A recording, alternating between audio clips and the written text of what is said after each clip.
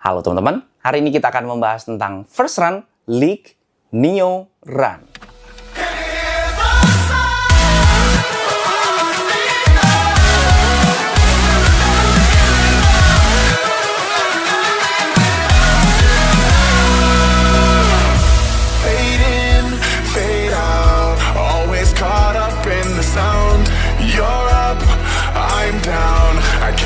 Having you around, you watch me fall apart time and time again.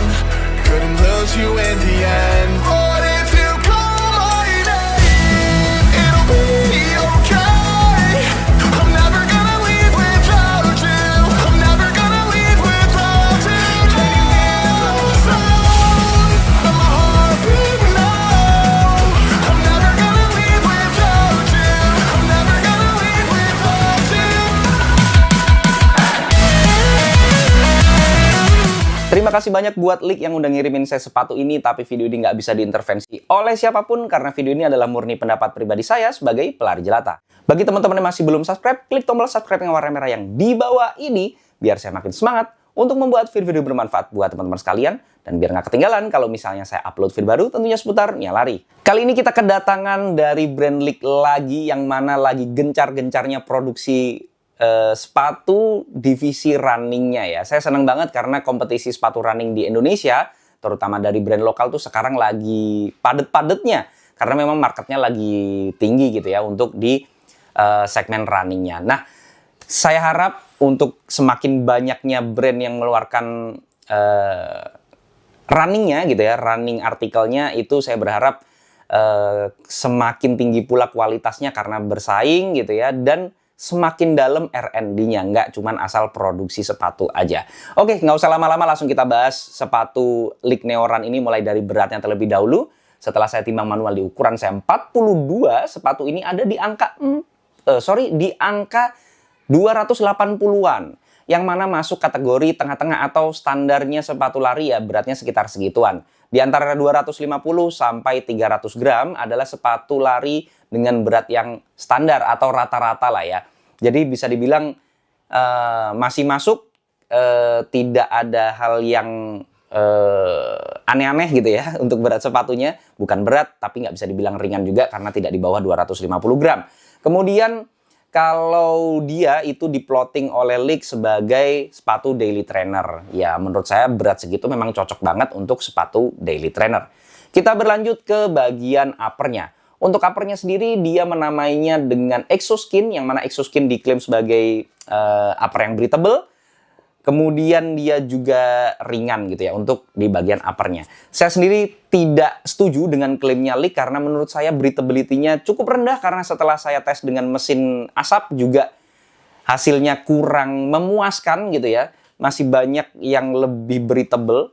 Ya bisa dibilang ini cukup rendah sih untuk breathability-nya. Jadi kalau kalian mencari sepatu dengan breathability yang tinggi, saya rasa ini bukan sepatu yang cocok untuk kalian. Tapi kalau kalian mencari sepatu dengan durability yang tinggi, saya rasa upper ini akan mengakomodir banget. Karena kalau saya pegang seperti ini, itu kerasa banget ini material yang bakal tahan lama gitu ya. Dia bukan yang tebel, tapi susah menjelaskan dengan kata-kata. Yang jelas dia meyakinkan saya bahwa durability dari bahan upper ini akan sangat panjang sekali. Tapi hanya sayang di breathability-nya aja. Kemudian kalau saya masuk pertama kali di sepatu ini, fitting di bagian uppernya ya nyamannya boleh lah, bukan yang nyaman banget, bukan kayak kalau kalian mencari yang lebih nyaman itu League Ultrex itu lebih nyaman, tapi masih masuk, bukan sesuatu yang negatif atau yang bikin kita nggak nyaman untuk lari di atasnya, enggak sama sekali. Tapi bukan yang mengakomodir kenyamanan yang tinggi aja gitu ya. Tapi daily trainer saya rasa ini udah cocok banget. Daily trainer itu prinsipnya adalah durability. Untuk toe box-nya sendiri mengakomodir teman-teman yang kakinya agak lebar sedikit, itu nggak masalah. Jadi jangan khawatir kalian bakal kesempitan. Saya biasa pakai sepatu 42, terus saya 42. Dan di sepatu ini 42 dan saya rasa relax-relax saja jari saya bergerak dengan baik di toe box sepatu ini. Kalau kaki kalian netral, kaki saya netral ya. Jadi bukan yang lebar, tapi bukan yang narrow banget. Jadi ya wajar-wajar aja untuk fitting di toe box sepatu ini. Kemudian kita berlanjut ke bagian Lacing sistemnya simple, sederhana, tidak ada hal-hal yang spesial. Tali sepatunya sih kalau menurut saya agak kayak tali sepatu yang udah lama gitu ya. Kayak tali sepatu yang udah diproduksi di sepatu-sepatu lari, bukan, sepatu casual lainnya banyak juga yang menggunakan tali sepatu ini. Bukan sepatu lari, bukan tali sepatu yang khusus untuk sepatu lari atau R&D yang mendalam lah. Tali sepatu biasa aja. Tapi kinerjanya saya rasa boleh, bukan sesuatu yang buruk. Kemudian hole-hole-nya di sini, kemudian sudah ada runners knot-nya juga. Kalau saya menyarankan tetap pakai runners knot karena fitting dari lacing sistemnya menurut saya agak kurang membentuk kaki aja gitu ya. Fittingnya menurut saya untuk lacing sistemnya kurang rapat sama kaki kita. Bukan arti sempit loh ya. Karena saya pribadi suka yang agak ngefit tapi tetap terasa rileks, bukan terasa kesempitan. Jadi kalian harus bisa memanfaatkan lubang terakhirnya yang ada di sepatu ini. Kemudian kita berlanjut ke bagian tang atau lidah sepatunya. Lidah sepatunya ada padding yang cukup lumayan ya, cukup tebel di sini. Kemudian dia tetap stay di tempatnya walaupun tidak ada strap atau bukan gasete tang, sehingga biasanya kan ada tali-talinya gitu di dalam sini, tapi ini nggak ada, tapi masih bisa stay di tempatnya. Jadi kinerjanya saya rasa cukup baik untuk tang di sepatu ini. Jadi stay di tempatnya, nggak bikin goyangan, karena kalau dia misalnya bisa gerak kanan kiri pada saat kita berlari, biasanya menimbulkan ketidakstabilan di fitting uppernya. Jadi ini bekerja cukup baik. Jadi stay di tempatnya karena di sisi luar itu cukup kaku materialnya, tapi di sisi dalam itu kenyamanannya masih kita dapatkan. Jadi di dalam itu material yang dipakai nyaman, tapi yang di sisi luar agak kaku sehingga dia stay di tempatnya. Kombinasi yang cukup bagus sih. Lanjut ke bagian kolarnya. Kolarnya sendiri ada padding yang ya nggak bisa dibilang banyak, tapi nggak bisa dibilang sedikit. Tengah-tengah ala-ala daily trainer, pas banget bisa disebut sebagai daily trainer. Kenyamanan yang cukup menurut saya, tidak ada masalah sama sekali. Kemudian tidak mengganggu mata kaki sama sekali. Sama sekali tidak ada rasa tidak nyaman di bagian kolar. Kolarnya bekerja dengan baik dan memberikan kenyamanan yang cukup menurut saya. Kemudian untuk heel counternya sendiri di sini ada struktur di dalam dan di bagian luar ya. Yang mana tugasnya untuk mengunci tumit kita biar nggak gampang keangkat, biar nggak heel slip.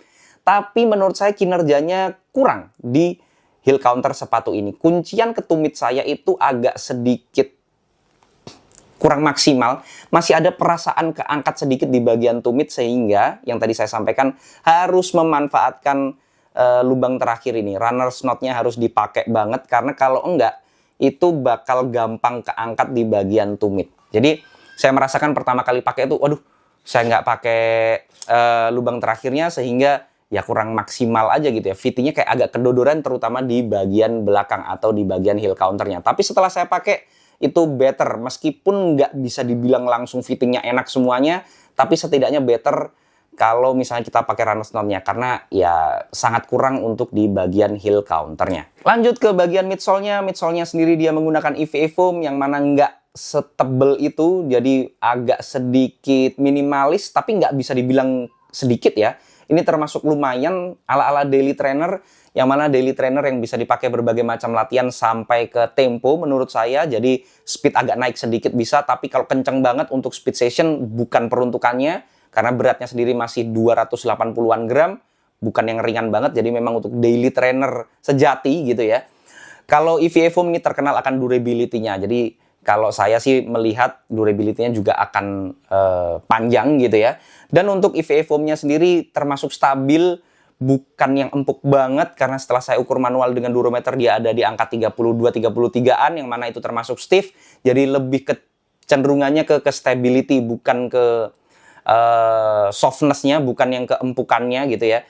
Jadi kalau kalian mencari sepatu yang responsif, stabil, saya rasa ini bakal menjadi salah satu opsi yang bisa kalian pilih gitu ya. Tapi kalau kalian mencari sepatu yang lembut dan empuk untuk pelan enak, itu bukan ini sepatu yang kalian cari.